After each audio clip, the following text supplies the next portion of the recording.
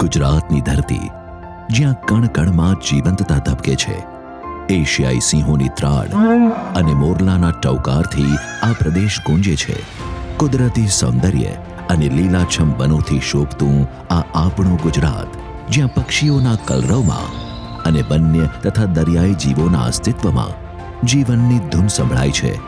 અહીંના વિશાળ રણમાં ઘુડખર મુક્તપણે વિહરે છે અને જંગલો જૈવ વિવિધતાનું સંવર્ધન કરે છે.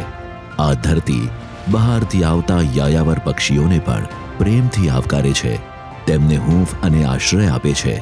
ગુજરાત વન વિભાગ આ અનમોલ વારસાને સુરક્ષિત રાખવા, માનવ વન્યજીવ સહ અસ્તિત્વ ટકાવી રાખવા માટે સતત કાર્યરત છે.